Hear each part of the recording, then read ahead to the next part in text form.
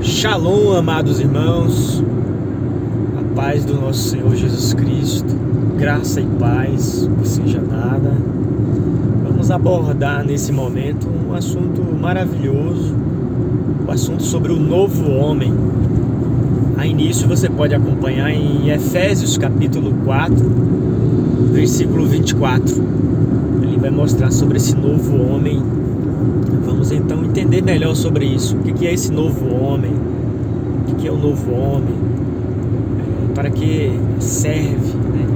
O que é o novo homem? O que isso significa? Efésios 4, 24 vai dizer que o novo homem é gerado em verdadeira justiça e santidade. Esse novo homem, quem é ele? É o homem do Espírito, é o homem gerado segundo Deus, é o homem que faz parte dessa nova criação. Aonde acontece a criação? No princípio era a palavra estava com Deus e a palavra era Deus. A palavra criou todas as coisas, a palavra estava no mundo, o mundo foi feito por ela e o mundo não a conheceu. A palavra, o verbo de Deus. Esse novo homem é criado pela palavra, é o verbo divino, é a nova criação em Cristo. Cristo é a palavra. Esse novo homem, assim como você pode pensar na natureza, onde uma vida está dentro da outra, assim o novo homem vem de Cristo. Assim como o velho homem vem de Adão, esse novo homem vem de Cristo. O grande diferencial é que, segundo Adão, nós somos almas viventes, mortais, porque a morte é uma herança. A mesma coisa a vida eterna, é uma herança, através de um só homem, Jesus Cristo, o dom da vida. Em Adão recebemos a morte, em Cristo, esse novo homem que é do alto, então nós recebemos a vida. Isso é maravilhoso entender. Agora nós vamos para outra escritura dentro dessa mesma compreensão, que é Romanos capítulo 7. Vamos meditar em Romanos capítulo 7, vai falar do velho homem.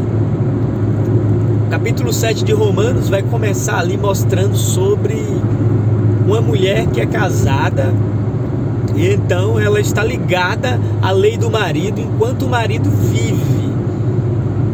Paulo, assim como o nosso Salvador, usa linguagens figuradas, usa analogias para trazer isso de uma forma simples, de maneira que todos possam compreender a simplicidade que há em Cristo.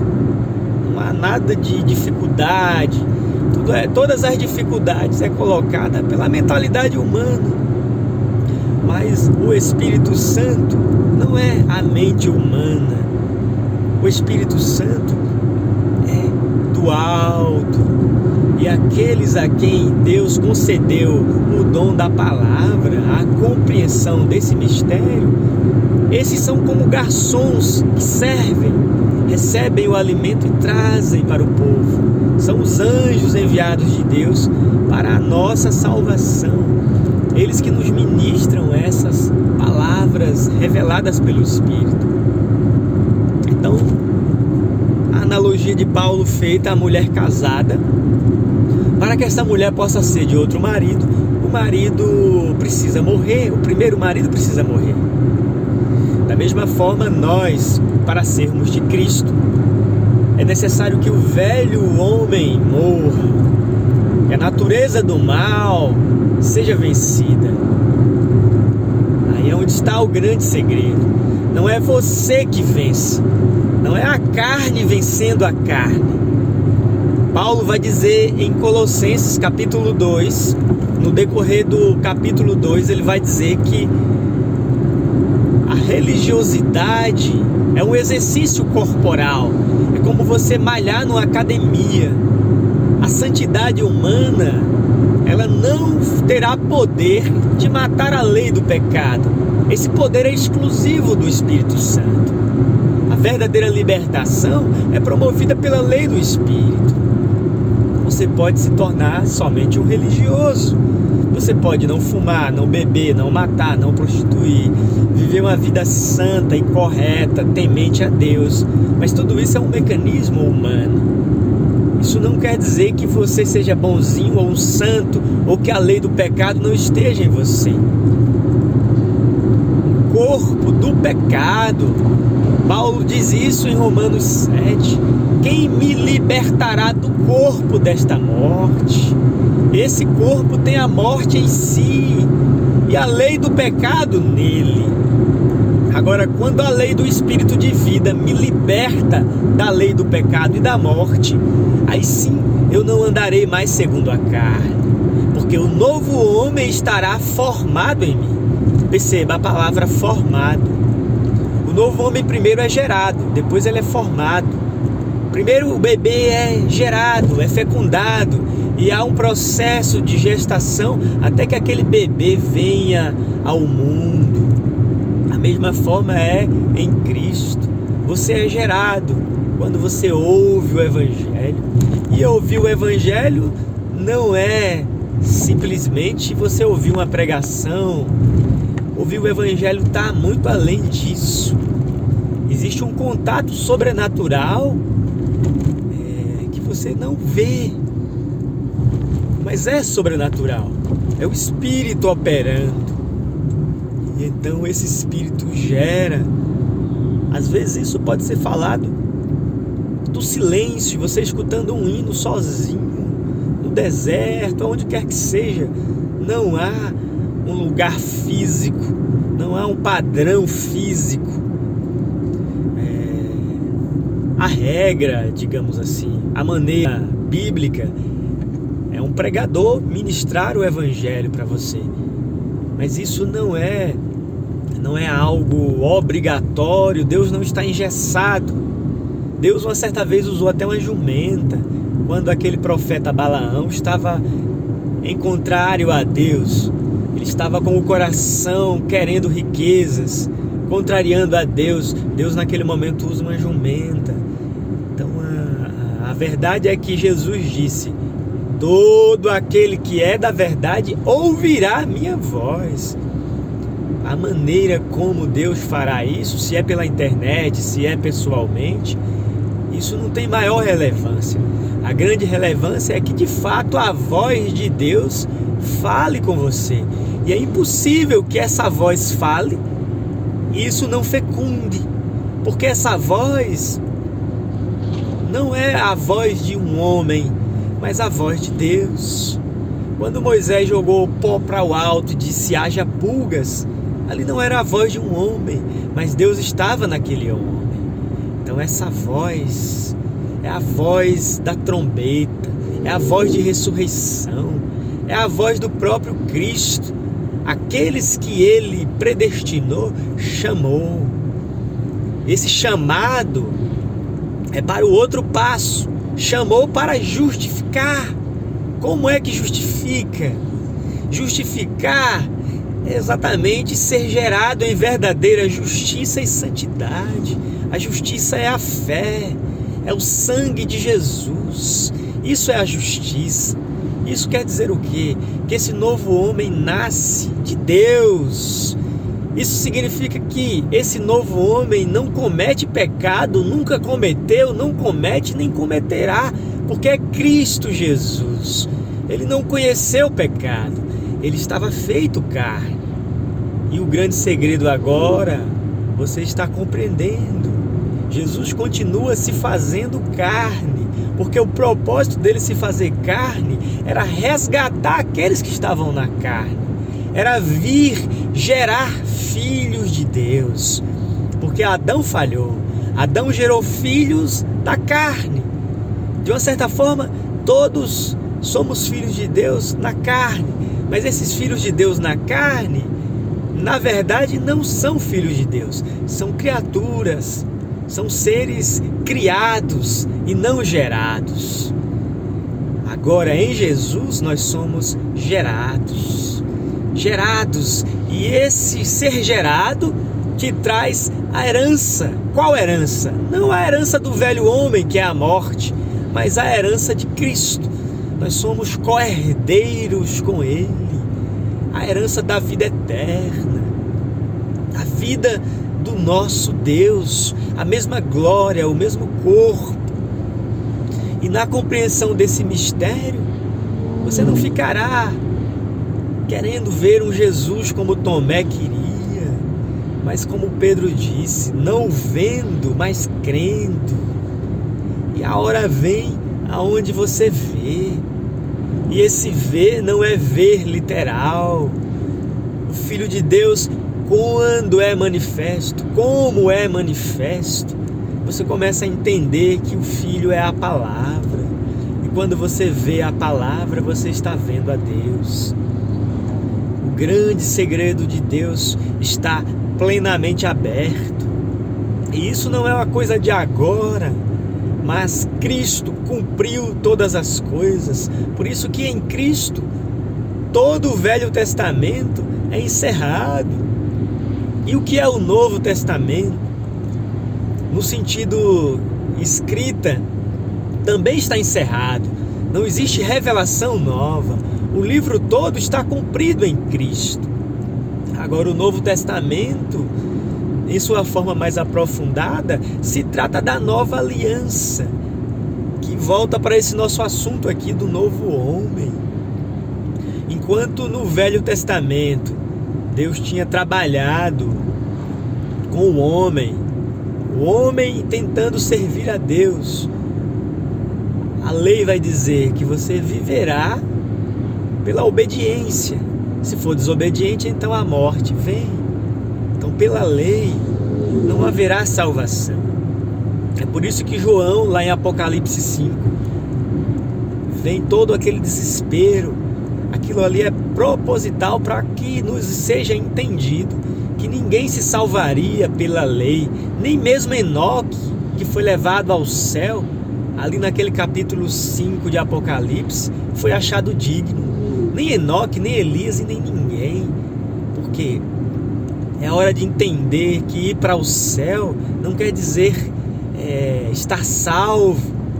Lúcifer não estava no céu. Então, observe bem.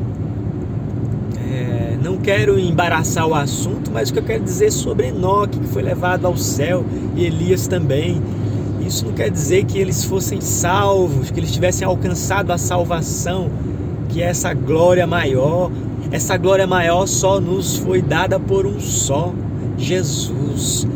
Ele que de fato entrou em glória e trouxe a glória, levou cativo o cativeiro. E ali em Apocalipse ele se apresenta como aquele digno. Mas trazendo para o assunto, para a mesma coerência do que eu estou falando, o que acontece com o velho pacto, com Adão? Era algo condicional. Adão era o lavrador do jardim. E eles não têm a mente de Cristo para entender que Adão não era um chacreiro, não tinha nada a ver com árvores literais, mas a Adão estava dado o poder de trazer os filhos de Deus. Se ele não tivesse comido da árvore do conhecimento, perceba que antes dele intentar comer da árvore da vida, isso lhe foi proibido, porque senão os filhos de Deus estariam na morte para sempre. Esses corpos mortais é a morte. Dar uma vida eterna para a morte, já imaginou? Então Deus proíbe para o nosso próprio benefício, para que ele viesse como um outro Adão. E agora, sendo um outro Adão, esse novo homem, ele então cumpriu todos os requisitos. E quem é o lavrador? João capítulo 15, ele disse: eu sou a videira, vocês são as varas, sem mim nada podeis fazer. Agora, se vocês estiverdes em mim e as minhas palavras estiverem em vós, então pedireis tudo. E a vontade do Pai é que vocês deem fruto. Como o Espírito nos mostra grandes e grandes coisas. Muitos estão em Cristo, mas Cristo não está neles. Todos aqueles que estão em Cristo, mas Cristo não está neles, serão então expulsos. Afastai-vos de mim. Olha só, enxertados na árvore, mas não são da natureza da árvore. Isso não tem a ver com aquela colocação de Paulo com o jambuzeiro bravo. Não faça confusão com isso. Paulo ali faz uma analogia sobre os judeus e gentios, mas isso não tem a ver com isso que eu estou a dizer. O que eu estou a dizer tem a ver com as denominações que são enxertadas na palavra. A católica, a evangélica, todas as denominações são enxertos na árvore. Todos eles dizem que são de Cristo, e eles recebem o Espírito Santo, e eles têm os dons, e eles então expulsam demônios, pregam o evangelho, mas a vida não está neles. A vida que é Cristo, Cristo não vive neles. Eles têm vida própria, eles se dão testemunho de si. Toda vez que você diz eu sou um batista, você está dizendo que é um batista, você está se autodeclarando um denominacional, um membro religioso. Para nós, os verdadeiros, do verdadeiro Espírito, da verdadeira igreja, nós somos simplesmente cristãos, discípulos. Nós não temos outro nome a não ser o do nosso Pai. Nós somos da família de Deus. Nós revelamos um só nome. Nós não somos membros de igreja, mas nós somos membros da única igreja, o corpo de Cristo. Agora eu fecho esse assunto ligando as pontuações aqui, conectando. Então, no primeiro pacto, no velho homem era Adão, e Adão falhou e a morte reinou. Agora no segundo pacto, o novo homem é Cristo, e esse novo homem, quem guarda a árvore da vida é o próprio Espírito. Então é impossível que Deus minta, é impossível que Deus falhe, é impossível que um só Filho de Deus se perca, porque é Ele mesmo agora quem está fazendo a salvação. Você não precisa nem ter fé. É isso que eu falei. Você não precisa nem ter fé, porque a fé sua é falha. É como aquela fé de Pedro, que você pode até andar sobre as águas, mas você vai afundar. Então a fé humana é falha. A verdadeira fé é gerada por Ele mesmo. Ele é o autor da fé. Então todos nós estávamos mortos. Como um morto pode crer? Claro que há uma explicação, como o próprio Cristo disse: aquele que está morto e crê voltará a viver. Aí sim, esse tipo de morto, isso mostra a eleição de Deus, porque o que eu quero dizer é que a fé é vinda dele. A fé não é você mesmo quem gera, mas é o próprio Espírito.